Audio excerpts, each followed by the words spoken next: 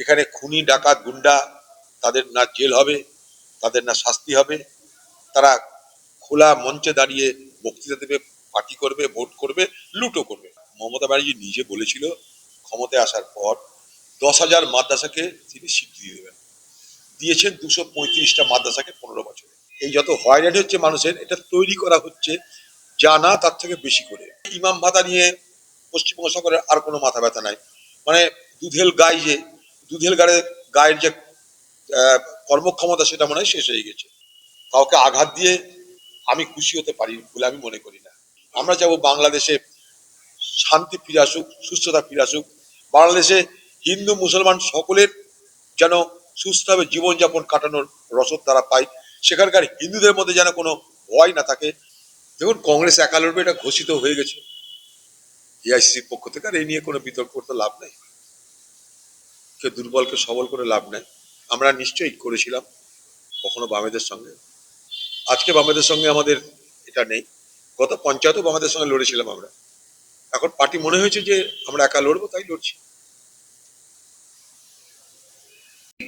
পরেও হুমকি মাইক্রো অবজারভাররা হুমকি দিচ্ছেন ভিডিও এসডিওদের মতন সরকারি আধিকারিকরা বাদ দিয়ে তৃণমূলের যুক্ত কর্মকর্তা সাজান মোল্লা শাসকের কাছে বিতর্কিত মাইক্রো অবজারভারদের চেষ্টা করতে পারছে।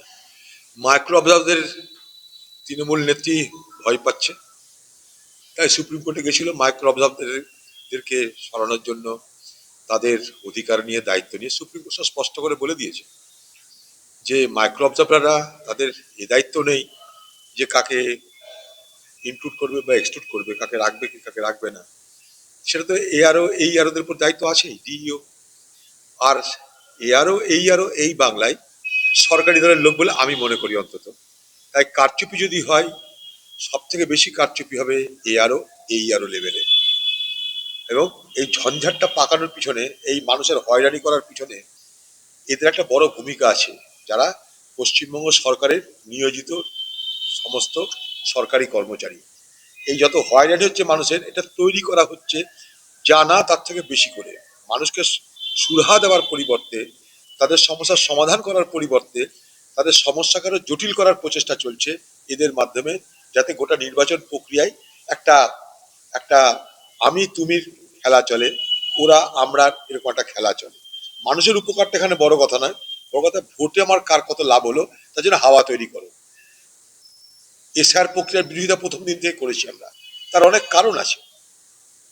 কিন্তু সুপ্রিম কোর্টে গিয়ে নাটক করে, সুপ্রিম কোর্টের বিচারপতি যখন বলছে এটা করতে হবে, তখন আবার নতুন করে বিডিওদের দিয়ে ধমকানো চমকানো করার মধ্য দিয়ে পশ্চিমবঙ্গের মুখ্যমন্ত্রী এবং তৃণমূল সরকার তাদের নিজের উদ্দেশ্যটাকে স্পষ্ট করছে।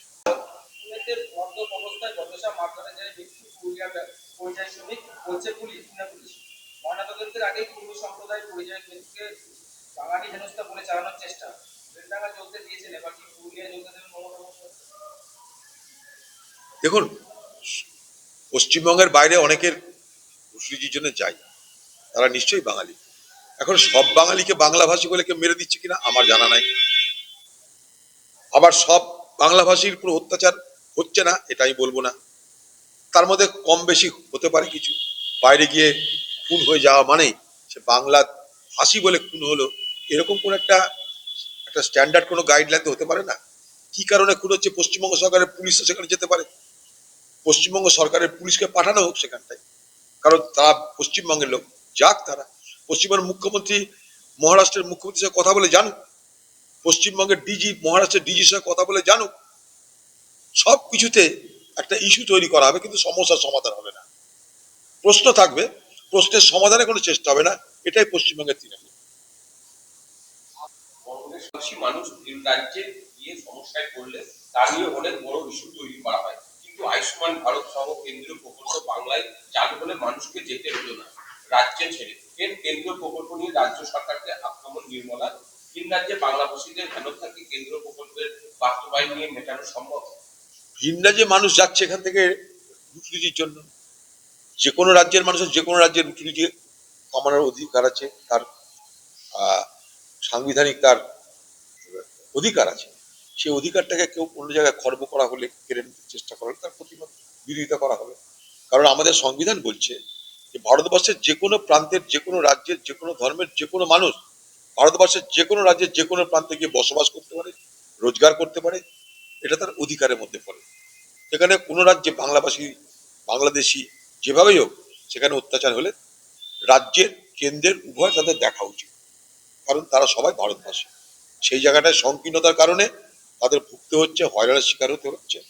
তার কারণ কোনটা আগে কোনটা পরে এটা বড় কথা নয়। বড় কথা, ভারতবর্ষের যে কোনো প্রান্তের মানুষের যে কোনো প্রান্তে থাকার অধিকার আছে, নির্বিঘ্নে, নিশ্চিন্তে, নিরাপত্তার মধ্যে দিয়ে। কেন্দ্র সরকার সেটা সুনিশ্চিত করুন, কারণ তাদের হাতে ভারতবর্ষের 21টা রাজ্য। সেখানে যদি অত্যাচার হয়, হিংসা হয়, তাদের দেখার দায়িত্ব।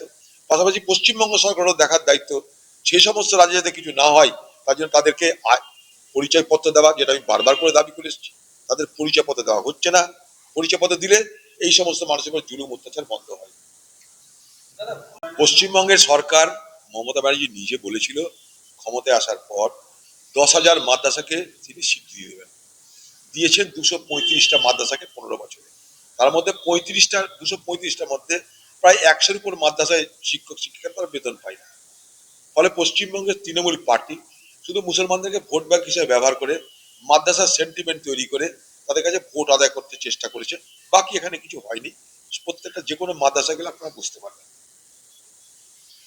এটাই দিদির বাংলা, বাংলাশ্রী। এখানে খুনি, ডাকাত, গুন্ডা, তাদের না জেল হবে, তাদের না শাস্তি হবে। তারা খোলা মঞ্চে দাঁড়িয়ে বক্তৃতা দেবে, পার্টি করবে, ভোট করবে, লুটও করবে। আর মিথ্যা অভিযোগে একটা মায়ের সন্তানকে, মায়ের কোনো অভিযোগ নাই, তার মা মৃত হলে তার চক্ষু দান করে সমাজের সেবা করার কথা যে বলেছিল, কোনো অন্ধ ব্যক্তির অন্ধত্ব দূর করে যাকে জগতের আলো দেখানোর স্বপ্ন দেখেছিল, তাদের জেল হবে। এটাই দিদির বাংলা। বাংলাদেশের নির্বাচনটা ঠিক তো নির্বাচন হয়নি, আংশিক নির্বাচন হয়েছে, কারণ সব দল সেখানে অংশগ্রহণ করতে পারেনি। আর বিএনপি জিতবে এটা আমার ধরেই নেওয়া হয়েছিল। বাংলাদেশে আরো অনেক পার্টি আছে, তারা সেভাবে অংশগ্রহণ করেনি। বাংলাদেশের ভোটে যে পরিমাণ মানুষের অংশগ্রহণ হয় প্রত্যেকবার, এবার সেটা হয়নি। ফলে ভোট কমসে কম হয়েছে। আমরা চাইবো যে বাংলাদেশে যারাই সরকার করুক না কেন, সেই সরকারের সঙ্গে ভারতবর্ষের সম্পর্কটা বন্ধুত্বপূর্ণ হোক, সুদৃঢ় হোক, এটা আমরা চাইব। যদি বলেন ভোটের কথা, তাহলে অভিযোগ যে বাংলাদেশের সব পার্টিকে সেখানে ভোটে অংশগ্রহণ করতে দেওয়া হয়নি। কখনো শেখ হাসিনাকে, কখনো বিএনপিকে ভোটে অংশগ্রহণ করতে দেওয়া হয়নি, আজকে আওয়ামী লীগকে ভোটে অংশগ্রহণ করতে দেওয়া হলো না। ফলে ইতিহাস কিন্তু কাউকে ছেড়ে কথা বলে না, আপনারা তার প্রমাণ পেলেন। কিন্তু যেই সরকারই হোক, আমরা চাইবো বাংলাদেশে শান্তি ফিরে আসুক, সুস্থতা ফিরে আসুক। বাংলাদেশে হিন্দু মুসলমান সকলের যেন সুস্থভাবে জীবনযাপন কাটানোর রসদ তারা পায়। সেখানকার হিন্দুদের মধ্যে যেন কোনো ভয় না থাকে।